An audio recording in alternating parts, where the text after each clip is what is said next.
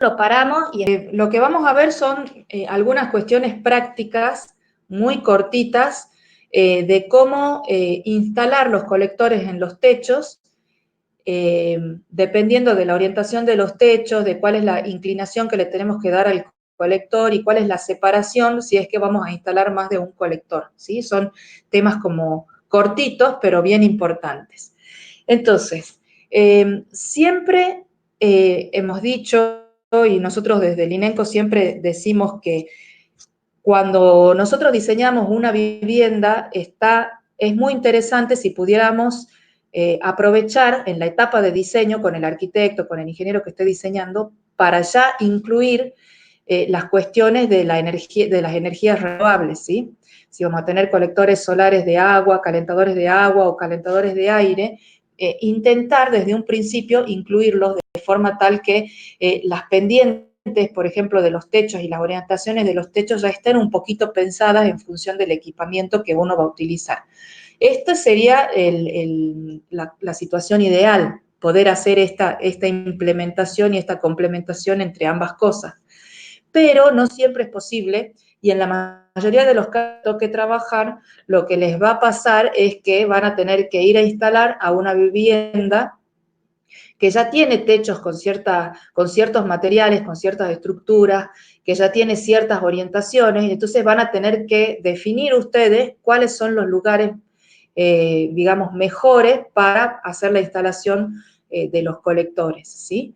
Entonces, van a tener que ver, por ejemplo, qué sombreado de elementos exteriores tienen, si tienen un edificio al lado, hacia dónde da, en qué época del año sombrea, ¿sí? Todas estas cuestiones.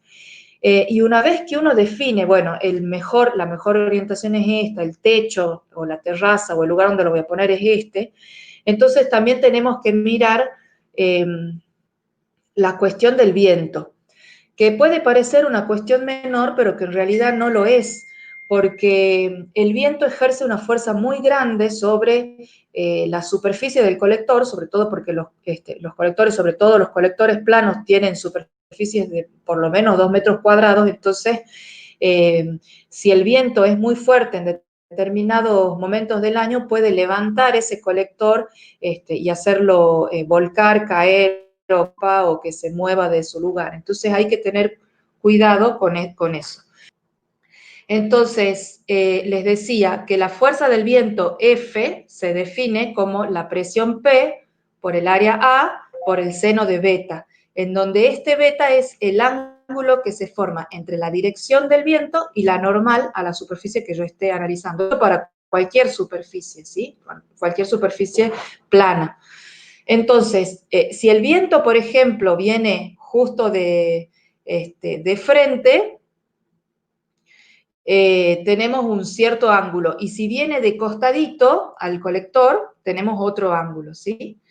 La fuerza perpendicular al colector, o sea, puede calcular como una de esas componentes del viento, que es F1, le llamamos nosotros, o la F normal o perpendicular al colector, es P por A por C cuadrado de beta, ¿sí? Entonces, con esas funciones, con esas expresiones, ustedes pueden. Entonces, lo que digamos, cada colector tiene su montaje o su sistema de montaje que muchas veces viene de fábrica y muchas veces no. Uno lo tiene que armar en base a la inclinación que uno necesite, ¿sí? Entonces, acá hay algunas fotos de ejemplos de cómo están montados en algunos techos los colectores. Por ejemplo, en la imagen que tenemos arriba a la izquierda tenemos un colector de estos de tubos evacuados, ¿sí? En donde la orientación óptima está hacia el lado de atrás de la casa, ¿no? Entonces hay que fijarlo a este techo que es de chapas de zinc, de manera tal que soporte el peso de este tanque de agua que tenemos aquí y de tubos. Normalmente lo que se hace es que el eje que soporta el tanque de agua, que es la parte más pesada del colector, se ubique en una viga del techo. normalmente la viga suele estar en la parte, en la cumbrera del techo, o sea, en la parte más alta, entonces uno sabe que ahí puede asentar estos dos soportes. Si no hubiera, por ejemplo, si fuera un techo de, no sé, de una vivienda con techo de teja y madera, por ejemplo, y estamos inseguros de si el soporte de madera va a aguantar el peso del agua, lo que se hace es hacer una viga metálica o un soporte adicional que descargue el peso en las zonas, digamos, que son más adecuadas, ¿no? Porque si yo asiento a lo mejor esto sobre la teja y solamente hay madera en la parte de abajo, puede ser que se quiebre por el peso del agua, ¿no? Entonces esas cosas hay que tener bastante cuidado para no generar problemas. En la imagen que sigue de la derecha tienen un techo de teja francesa en donde están puestos dos soportes también abulonados, digamos, a la teja, y en el de la derecha, en vez de ser teja francesa, es una teja colonial, que es un poco más complicada porque tiene esta forma, digamos, convexa la teja, y entonces es más difícil, es más fácil que se quiebre, digamos, la cerámica de la teja. Entonces lo que se hace es poner a veces varios puntos de sujeción en varias tejas para que no descargue todo el peso en un solo punto, ¿sí? En la parte de abajo tenemos algunos sistemas que son un poquito más sofisticados, por ejemplo, la teja esta que es más plana, fíjense que ahora ya el soporte es más bien un cuadrado, ¿sí? O sea, se distribuye más todavía el peso, ¿sí? Que en un solo punto. Y a la derecha, abajo, tenemos soportes de un sistema de un montón de colectores en un techo de chapa, pero fíjense que acá está, esto se ha hecho todo un refuerzo, digamos, se ponen colectores todos en serie y fíjense que los operarios están aquí parados sobre un pasillo técnico, un pasillo para caminar que tiene, digamos, para no pisar el techo de teja. Y de la misma manera se van abulonando los colectores en las zonas que son más reforzadas, ¿sí? Porque este techo seguramente debe tener un peso bastante alto debido a la cantidad de colectores que tiene. Bueno, y después respecto a la orientación, saben que conviene orientar los colectores hacia el Disculpa, norte. profe, ¿puedo hacer una consulta con con el dispositivo anterior? Sí, Ahí estamos viendo los soportes, ¿no? ¿Es factible sí. poner soportes con bloques de cemento, por ejemplo? ¿Vos decís un bloque de cemento arriba del techo? O sea, hacer como piletones de cemento para no agujerear un techo, por ejemplo, que funcione como No, contorno. no, no me imagino cómo, vos decís en un techo, por ejemplo, en un techo de teja como el que está No, aquí, o en no, un por techo ejemplo, de losa plana. un techo de losa plana, por ejemplo, hay un cliente que no quiere hacer Sí, agujero al techo. Y una solución, se me claro, ocurre, sí. no sé si es posible, hacer como, no sé, como cuadrados obviamente tienen que ser pesados, de cemento, y ahí poner los bulones de la estructura a ese cosito de cemento. O sea, necesito 4 piletones de cemento. Pero lo he visto en una foto, pero no sé si realmente puede funcionar. O el peso de cemento Y tiene yo creo que que pesar. ¿Cómo? y tiene que soportarte, digan, primero el techo te tiene que aguantar el peso del agua más el peso del cemento, que es bastante, ¿no? Sí. Porque no es que vas a poner. Y después, creo que sí puede funcionar, siempre y cuando después quede, digamos, medianamente bien adherido el cemento al techo de donde vos estés trabajando. No lo he visto nunca, la verdad, no había visto fotos de eso, me estás diciendo, pero quizás podría ser una solución para no agujerear los techos, porque uno de los problemas en los techos cuando vos haces los agujeros es que si está algo mal hecho, está mal sellado, por ahí entra agua Claro.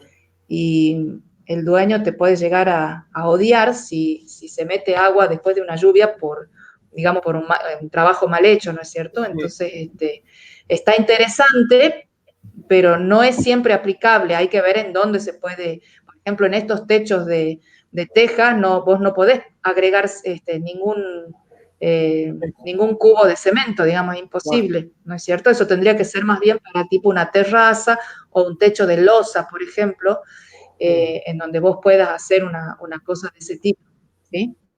Sí, pero puede funcionar, ¿no? ¿Verdad? O sea, y el peso Sí, de esos cuadrados de cemento tiene que ser mayor al peso del tanque cargado, o sea, del termotanque solar cargado, ¿verdad? y no sé necesariamente cuánto tendría que ser, quizás no tenga que ser tanto, ¿no? Ah, bien. Con que esté bien fijo y habría que ver, no lo he visto nunca. Preguntarle al profesor José si él alguna vez vio o digamos, alguna instalación de ese tipo para que Bueno, se tendrían que hacer los cubos. ¿Ah? bien, Lo que vos te tenés que asegurar es que no se levante eso, no se despegue y no se levante con la fuerza del viento, porque ahí el principal problema que vas a tener es el viento, ¿no? bien, Porque por su propio peso el acumulador hace fuerza sobre el techo. Entonces, lo que lo levanta o lo que puede causar problema es que venga, por ejemplo, viento de la parte de atrás del colector y lo quiera levantar junto con el cubo, ¿sí? bien. Ya teniendo un cubo de cemento es más difícil que lo haga. Por ejemplo, la otra cuestión que se suele hacer mucho es fijar los colectores con cables tensores, ¿no? También, sí, Cables metálicos tensores a distintas partes de la casa para que si viene un viento fuerte de golpe, esos cables, además del sistema de fijación, y lo ayuden, ¿no? A que no se vuele. sí, Entonces, entre todas esas cosas, la cosa puede funcionar bien. bien. Bueno, entonces, y la otra cuestión era el tema de la orientación y la inclinación. Entonces, sabemos que lo tenemos que orientar, acá en el hemisferio sur tenemos que orientar el colector hacia el norte. Ahora, ¿a qué inclinación lo tengo que poner yo? Eso depende de en qué época del año voy a usar el colector. Supongamos que sea un colector de aire, ¿sí? Para calefacción, entonces ese colector se va a utilizar más durante el invierno, ¿sí? Quizás fines de otoño, invierno y principios de la primavera. Entonces, es una época del año acotada, centrada en invierno. En cambio, si vamos a utilizar colector solar para calentar agua, es probable que se utilice, si es una vivienda, por ejemplo, se utilice durante todo el año, invierno y verano, ¿sí? O si es, no sé, un hotel de verano, o una casa que se alquila en los veranos, entonces el consumo de agua caliente o la necesidad de agua caliente esté en el verano y no en el invierno, ¿sí? Entonces esas cosas son datos importantes o información que uno tiene que relevar de la vivienda o del lugar donde uno va a hacer la instalación. ¿En qué época del año se va a utilizar? ¿No? Entonces, ¿por qué es importante eso? Porque ustedes saben que el sol en invierno y en verano tiene distinta altura, entonces de acuerdo a la época en que yo quiera utilizar, digamos, esa radiación solar, tendré que inclinar más o menos el colector. A modo, digamos, de regla de dedo, si uno va a utilizar el colector durante todo el año, es que más o menos se lo coloque en la latitud más 10 grados o más 15 grados, dicen algunos, entre 10 y 15 grados, ¿sí? Entonces, por ejemplo, nosotros estamos acá con latitud 23, 45, entonces más 10 o 15 grados estaríamos en Salta estamos en 25 latitud sur más o menos, 25 más 15 son 40 grados, más o menos, de inclinación del colector, ¿sí? Si lo vamos a utilizar para todo el año. ¿De dónde salen esos 10 o 15 grados? Salen de optimizar cuánto sería el ángulo ideal para que en invierno, que es cuando hace más frío y necesito que caliente, esté un poquitito más orientado hacia el sol, y en verano, en donde hay mayor cantidad de radiación solar, la inclinación no es tanta como la óptima, pero sí es suficiente como para calentar el agua. O sea, se busca un ángulo óptimo entre invierno y verano, ¿sí? Ahora, si yo voy a utilizar solamente el invierno, como dice la tabla de acá para calefacción, entonces usamos la latitud más 20. Digamos, el ángulo de inclinación es más grande para que hacia donde viene la radiación solar, ¿sí?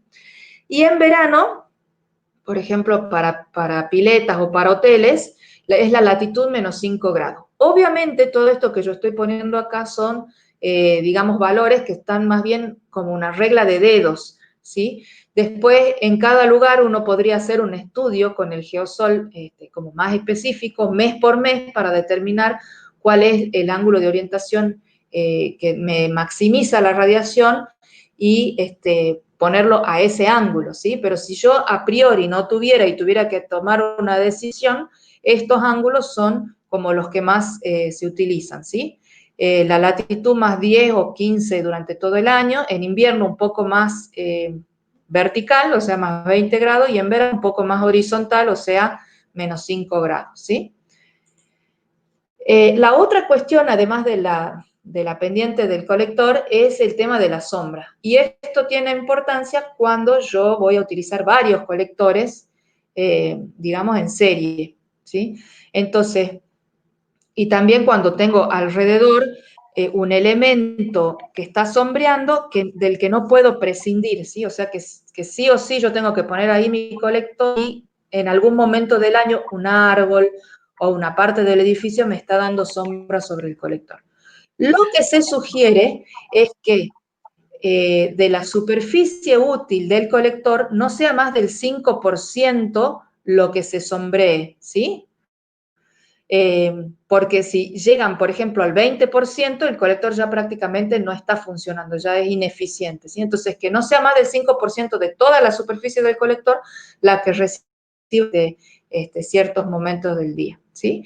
Y después, respecto a la distancia mínima, o sea, la distancia que tengo que poner entre los ejes de colectores, la distancia mínima siempre se calcula para el día en cuando el sol está más bajo en el horizonte, que es el 21 de junio en el hemisferio sur, o sea, para invierno, ¿sí?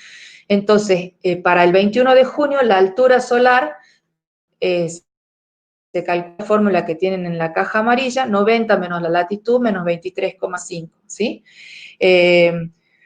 Entonces, esa sería la altura solar. Y con esa altura solar yo la pongo acá en la ecuación de abajo, que me da la distancia mínima que tendría que tener entre colector y colector, en donde L es la longitud del colector, la longitud no en el sentido horizontal, digamos, del eje del techo, sino en el sentido vertical, o sea, lo que está el largo del colector.